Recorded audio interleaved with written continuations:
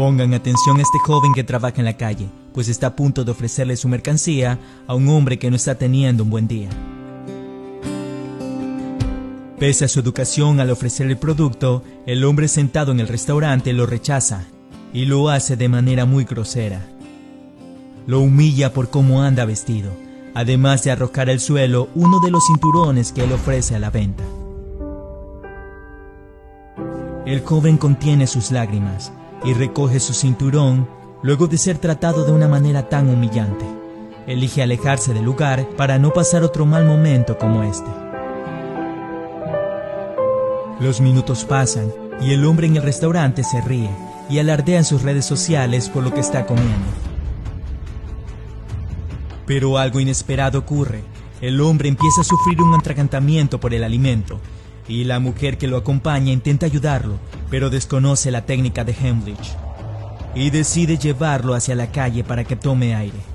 Es entonces que llama la especial atención del vendedor ambulante, que enseguida corre para ayudar al hombre que minutos antes lo había humillado. Lo intenta una y otra vez, pero el hombre es tan grande que sus brazos no alcanzan. Así que usa uno de sus cinturones como herramienta. Lo vuelve a intentar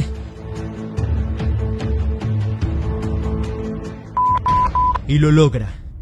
Increíblemente, este chico, con lo que tenía a la mano, salvó la vida de este hombre.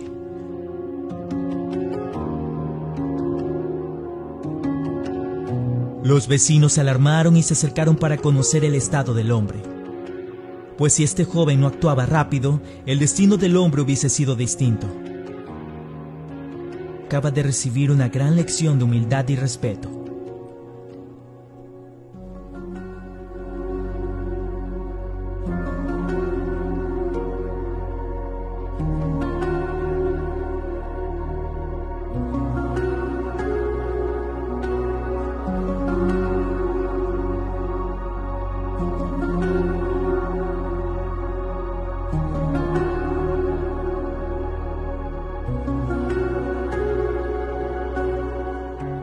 Y le pide perdón al joven y además le ofrece un nuevo trabajo, algo que conmovió al chico, que tiene muchas ganas de salir adelante.